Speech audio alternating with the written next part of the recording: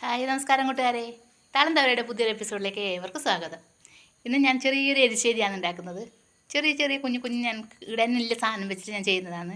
കുറച്ചും പയർ, കുറച്ചും പപ്പങ്ങായി എന്ന് പറയും ഞങ്ങൾ. നിങ്ങളെന്ന് പറയലേ കർമോസ എന്തിയെ കപ്പളങ്ങ അങ്ങനെ എന്തെല്ലാം പറയില്ല, ആ സാധനം തന്നെ കേട്ടാ. പിന്നെ ഒരു കഷ്ണം വെള്ളരിക്ക, പിന്നെ ചെറിയൊരു കഷ്ണം ക്യാരറ്റും. അത്ര സാധനം വെച്ച് എരിശ്ശേരി ഉണ്ടാക്കുന്നതാണ്. അപ്പോൾ എങ്ങനെ ഉണ്ടാക്കുന്നത് കണ്ടു നോക്കിയാലോ. പോന്നോളൂ വീഡിയോയിലേക്ക് കേട്ടാ. നമ്മുടെ എരിശ്ശേരിക്ക് വേണ്ടിയിട്ട് പയർ ഞാൻ കഴുകി വൃത്തിയാക്കി വെച്ചിട്ടുണ്ട്. പയർ നമുക്ക് കുക്കറിലേക്ക് ഇട്ടിട്ട് അതിൻ്റെ ഒപ്പം തന്നെ കുറച്ച് ക്യാരറ്റ് മുറിച്ച് വെച്ചിട്ടുണ്ട്, അതും കൂടി ഇടാം.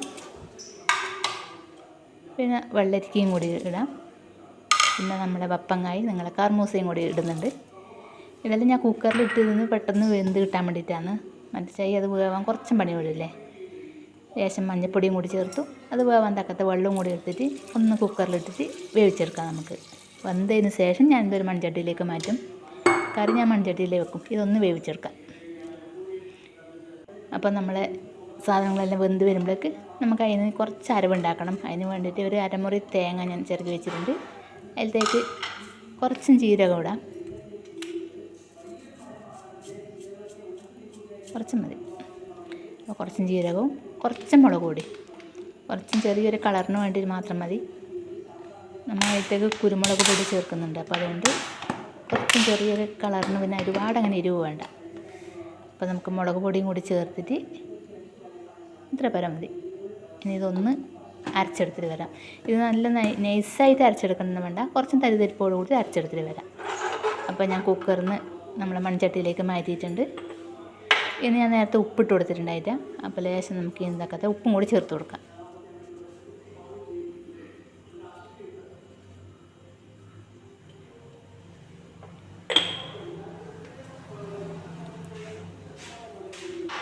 ഉപ്പ് ചേർത്തിട്ടുണ്ട്. ഇനിയിപ്പോൾ നമ്മൾ നേരത്തെ അരച്ച് തേങ്ങയെല്ലാം കൂടി അരച്ചിട്ടുണ്ടല്ലോ, ആ കൂട്ട് നമുക്ക് ഇതിലേക്ക് ചേർത്ത് കൊടുക്കാം.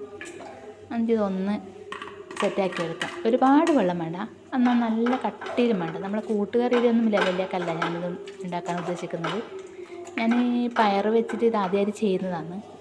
അപ്പോൾ എൻ്റെ മനസ്സിൽ കുറച്ചൊരു ലൂസായി കിടക്കുന്ന രൂപത്തിൽ വേണമെന്നുണ്ട്. അപ്പോൾ അതിന് വേണ്ടി കുറച്ച് വെള്ളം ചേർത്തിട്ടുണ്ട്.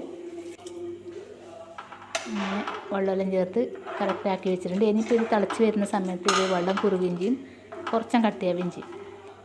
ഉപ്പ് നോക്കട്ടെ, ഉപ്പെല്ലാം സെറ്റായിട്ടുണ്ട്. ഇനിയിപ്പോൾ നമുക്ക് ഇതിനൊന്ന് അടച്ച് വെച്ചിട്ട് കുറച്ച് സമയം തിളച്ച് വെക്കണം. അപ്പോൾ നമുക്കിതിനെ അടച്ച് വെക്കാം. നല്ല തിളച്ച് സെറ്റായി വരുന്നുണ്ട്, കണ്ടില്ലേ. ഇപ്പോൾ കുറച്ചും കട്ടിയിലായില്ലേ. ഇനിയിപ്പോൾ ഇത് വാങ്ങി വെച്ചെടുക്കുന്ന തണുക്കുന്ന ആണെങ്കിൽ നല്ല കട്ടിയിലേക്ക് വരും. നല്ല കട്ടിയിലല്ല, ഞാൻ ഉദ്ദേശിക്കുന്ന ഒരു രൂപത്തിലേക്ക് വരും. അപ്പോൾ നമുക്ക് ഇതൊന്ന് നല്ല ഇളക്കി സെറ്റാക്കി വെച്ചിട്ടുണ്ട്. ഇനിയിപ്പോൾ നമുക്കിത് കുറച്ചും കറിവേപ്പിലയും കൂടി ഇട്ട് കൊടുക്കാം. കറിവേപ്പില ഞാൻ ഇതിൻ്റെ തലയോട് കൂടി പൊട്ടിച്ചെടുത്ത് വന്നിട്ടുണ്ട്. നമുക്ക് കറിവേപ്പില നുള്ളി എടുത്തുവിടാന്ന് പറയുന്നേക്കുന്നു. പൊട്ടിച്ചെടുത്ത് കഴിഞ്ഞാൽ അത് പിന്നെ അവിടുന്ന് തീർത്ത് വരുന്നുള്ളത്. അപ്പോൾ അതുകൊണ്ട് ഞാൻ അതിൻ്റെ തല നുള്ളി പൊട്ടിച്ചെടുത്ത് വന്നിട്ടുണ്ട്. നമുക്കതൊന്ന് ഇട്ടിട്ട് ഒന്ന് ഇളക്കി ഒന്ന് സെറ്റാക്കി എടുക്കാം. ഇപ്പോൾ ആ ജീരകത്തിൻ്റെയും തേങ്ങയുടെ നല്ല മണം വരുന്നുണ്ട്. അപ്പം നമുക്ക് ഇതിനൊന്ന് ഇറക്കി വെക്കാം. ഇനിയിപ്പോൾ ഇതിനെ ഇറക്കി വെച്ചിട്ട് നമുക്ക് ഇതിനെ ഒന്ന് വറുത്തിടാൻ വേണ്ടിയിട്ട് ഇതിന് ഒരു ചീനച്ചട്ടി അടുപ്പത്ത് വെക്കാം.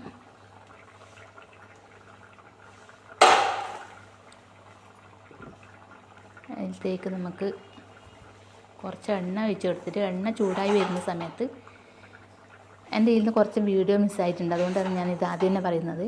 കുറച്ച് എണ്ണ ചൂടായി വരുമ്പോൾ നമുക്ക് അതിലേക്ക് കടുകും കറിവേപ്പിലെല്ലാം ഇട്ടിട്ട് തേങ്ങ ഒന്ന് വറുത്തെടുക്കണം. വറുത്തതിന് ശേഷം നമ്മൾ ഈ കറിയിലേക്ക് ഇടുന്നതാണ്. ഞാനിതിൽ കടുക് ഇടുന്നതും തേങ്ങ ഇടുന്നതും വീഡിയോ എൻ്റെ കയ്യിൽ നിന്ന് മിസ്സായി പോയിട്ടുണ്ട്. വീഡിയോ ഓണായി എന്ന് വിചാരിച്ചിട്ട് ഞാൻ ചെയ്ത് കഴിഞ്ഞ് നോക്കുമ്പോഴൊക്കെ വീഡിയോ ഓണായിട്ടുണ്ടായില്ല.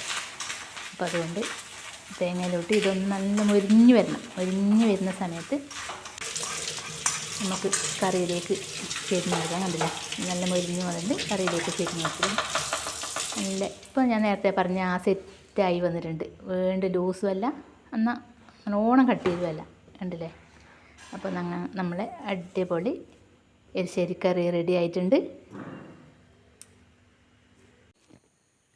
അപ്പോൾ എരിശ്ശേരി ഉണ്ടാക്കുന്നത് കണ്ടുവല്ലോ എല്ലാവരും. എല്ലാവർക്കും ഇഷ്ടമായി എങ്കിലൊന്ന് ലൈക്കും കമൻറ്റ് ചെയ്യണേ.